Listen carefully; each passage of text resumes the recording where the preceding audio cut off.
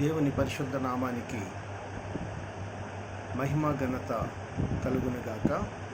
యేసుక్రీస్తు ప్రభు నామమున మీ అందరికీ శుభములు తెలియజేస్తున్నాను. ఎత్తబాటును గురించి మనము ఒక చిన్న అంశమును నేర్చుకుందాము. ఎందుకంటే ఇది మనము ఎత్తబాటు కాలంలో మనం జీవిస్తున్నాము.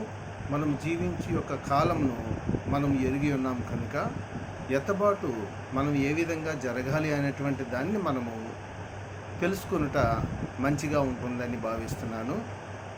ఎందుకంటే ప్రతిదీ కూడా మనము కాలానుగుణంగా చూడవలసి ఉన్నది.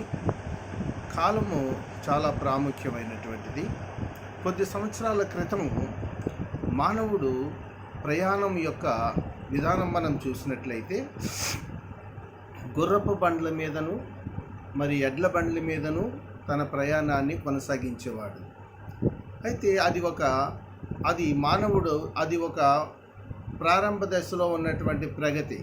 తర్వాత మానవుడు కార్ల మీద ప్రయాణం చేయుట ప్రారంభించాడు. అంటే మరికొద్ది ప్రగతిని మనం సాధించినటువంటి వారమై ఉన్నాం.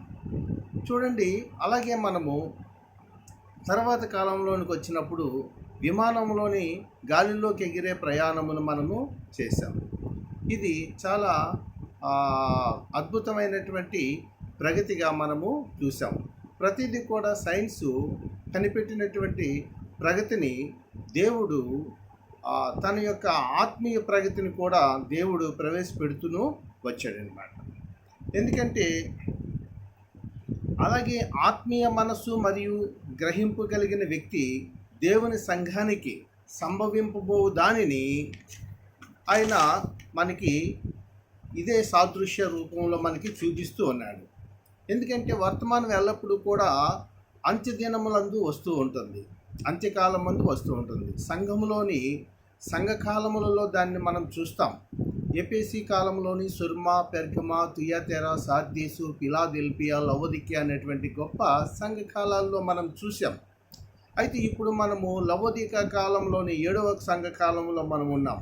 7వ సంఘకాలములో మనం చూసినటువంటి ప్రగతిని మనం చూస్తూ ఉన్నాం.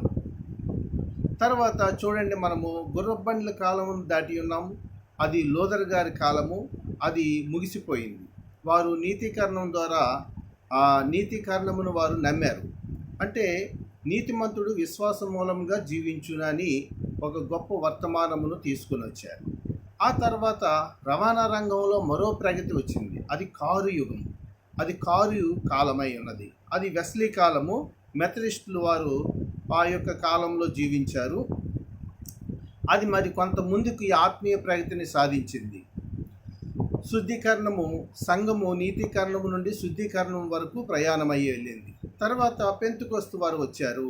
వారు విమానమును కనిపెట్టారు. అంటే రైట్ సోదరులు విమానమును కనిపెట్టారు. మనకు తెలుసు, మనుషుడు భూమి మీద తన పాదములు గాలిలోనికి ఎగిరేటట్లు చేశారు. ఆమేన్. అయితే మానవుని పాదములు నేల మీద నుండి పైకి ఎగిరినట్లు ప్రగతిని సాధించారు. అలాగే పెంతెకోస్తు వచ్చింది. పరిశుద్ధాత్మ బాప్తిసం, అది పెంతెకోస్తు యుగం. అది పరిశుద్ధాత్మ యొక్క బాప్తిసము, పరిశుద్ధాత్మ యొక్క వరములతో గాలిలోకి వారు కొనిపోబడుతూ ఉన్నారు. వారు భాషలు మాట్లాడారు. అనేకమైనటువంటి కార్యాలు పరిశుద్ధాత్మ ద్వారా చేశారు. ఉదాహరణకు మనం చూసినట్లయితే ఒక నపుంసకుడు రథం మీద వెళుతూ ఉంటుండగా అక్కడ ఆ రథం మీద తను యెషయా గ్రంథమును తెరిచి చదువుతూ ఉంటుండగా ఈ ప్రభు అయినటువంటి దేవుడు పరిశుద్ధాత్మ ద్వారా ఎక్కడో కొన్ని కిలోమీటర్ల దూరంలో ఉన్నటువంటి ఫిలిప్పుని పరిశుద్ధాత్మ ద్వారా ఆ రథం దగ్గరికి తీసుకుని రావడం జరిగింది. ఇక్కడ సైన్స్ యొక్క ప్రగతి, ఆత్మీయ ప్రగతిని మనము చూడగలుగుతున్నాం. చూసారా, ఇక్కడ గొప్ప ప్రగతి. గుర్రబండ్ల కాలము కంటే కారు గొప్పది. కారు కన్నా విమానము గాలిలోకి ఎగిరిన ప్రగతి సాధించారు. చూడండి, ఆత్మ నింపుదల కలిగినటువంటి వారు, ఆకలి దప్పులు కలిగినటువంటి వారు, వాక్యంతో నిలిచి ఉన్నటువంటి జనులను దేవుడు వారిని ఒక సాధనంగా తీసుకున్నట జరుగుతుంది. ఇప్పుడు మనము ఆ కాలంలో ఉన్నాము. ఇప్పుడు మనము ఏ కాలంలో ఉన్నాము? అనుయుగంలో ఉన్నాం. అనగా విమానం కంటే ఎక్కువగా పైకి ఎగిరినటువంటి వ్యామిగామి కాలము. చూడండి, మనము ఎడ్ల బండ్ల కాలమును, గుర్రపు కాలమును చూసాము ఒకటి. తర్వాత కార్ల మీద ప్రయాణం చేసే కాలమును మనం చూసాము. తర్వాత విమానంలో ప్రయాణం చేసి గాలిలో ఎగిరే కాలమును మనం చూసాము. తర్వాత ఇప్పుడు క్షిపణి యుగం అనగా వ్యామిగామి కాలము, అంటే ఈ 4 కాలాలను మనం చూస్తున్నాం. ఇది చివరి కాలంగా మనం భావిస్తున్నాము. ఈ వ్యామిగామి కాలంలోని ఇది కన్నులతో చూడలేనంత శక్తి, కన్నులతో చూడలేనంతగా పైకి ఎగిరిపోయినటువంటి కాలం. ఎందుకంటే ఒత్తిడి లేకున్నా, ఒత్తిడి ఉన్నను అది ఆ క్షిపణి ఎగిరిపోవుట తథ్యము. ఎందుకంటే ఒత్తిడితో కూడుకున్నటువంటి ట్యాంకులోనికి మనుషుడిని కూర్చోబెట్టి ఆ ఆకాశంలోకి ఎగిరినటువంటి గొప్ప ప్రయాణాన్ని మనం చూడగలుగుతున్నాం. అయితే ఆ గొప్ప ప్రయాణంలోని ఆ మీదకి ఎగిరి ప్రపంచాన్ని అంతటినీ తాను చూడగలడు. చూసారా? ఆమేన్. అలాగనే ఇది ఆత్మీయ కాలం. ఏమైంది? ఆత్మీయ కాలం. ఎందుకంటే అది ఆత్మీయ కాలమునకు సాదృశ్యంగా చూపిస్తుంది. దేవుని ఆత్మీయ కాలము ఇది మనకి ఇప్పుడున్నది. ఇప్పుడు మనము మానవుడు యేసుక్రీస్తు యొక్క రాకడలోని మనము జీవిస్తున్నాం. యేసుక్రీస్తుని మనము ప్రత్యక్షంగా చూడగలిగినటువంటి కాలంలో మనం చూస్తున్నాం. యేసుక్రీస్తుతో మనం మాట్లాడగలిగిన కాలంలో మనం చూస్తున్నాం.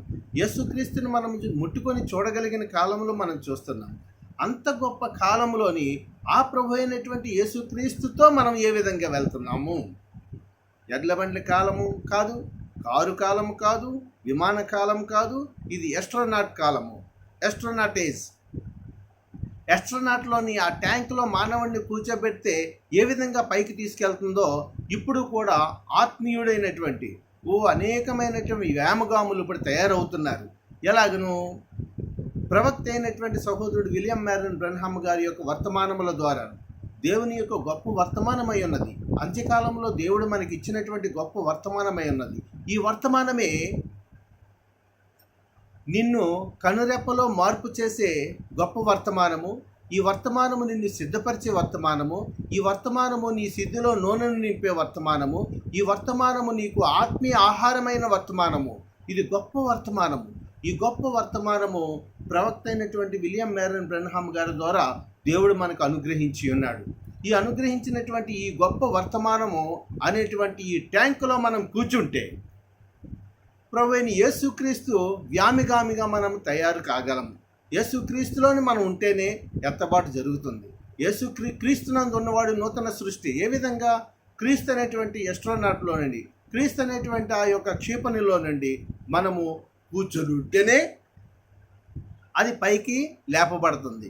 యేసుక్రీస్తు వారు ఆ మేఘముల పైన కొనిపోబడుతున్నప్పుడు మరణించి తిరిగి లేచి 40 దినాలు పరిశుద్ధులతో సంచరించి యెరూషలేము అంతా సంచరించి అందరూ చూస్తుండగా మేఘముల పైన కొనిపోబడడం వారు ఏ విధంగా చూశారో అక్కడ దూతలు మీరేం చూస్తున్నారని అడిగినప్పుడు ఇదిగో ఈ ప్రభువు మేఘములపై నుండి ఏ విధంగా వెళ్ళిపోయాడో ఆ విధంగానే మళ్ళీ తిరిగి వస్తాడని చెప్పాడు. ఆమేన్. మరి ఆ విధంగానే మనము మేఘముల మీద నుండి కొనిపోబడాలి అంటే ప్రభు యేసుక్రీస్తు మనకి సాదృశ్యంగా అక్కడ చూపించాడు. ఇది గొప్ప ఆత్మీయ ఎస్ట్రోనాట్, ద స్పిరిచువల్ ఎస్ట్రోనాట్. ఇది ఆత్మీయ వ్యామగామి. ఆయన ఆత్మీయ వ్యామగామి. అందులో మనం కూర్చుంటేనే, క్రీస్తులోని మనం అవయవములై ఉంటేనే, క్రీస్తు శరీరం మనం అయి ఉంటేనే, క్రీస్తు వధువుగా మనం మారితేనే, క్రీస్తులో మనం మారితేనే కనురేపపాటులో అది కంటికి కనిపించని వేగంతో ప్రభువుతో మనము కొనిపోబడతాం. అవునా ప్రియులారా? ఆమేన్. ఈ చిన్న వాక్యము దేవుడు దీవించునుగాక. మీ అందరినీ దేవుడు దీవించునుగాక. హల్లెలూయా. ఆమేన్.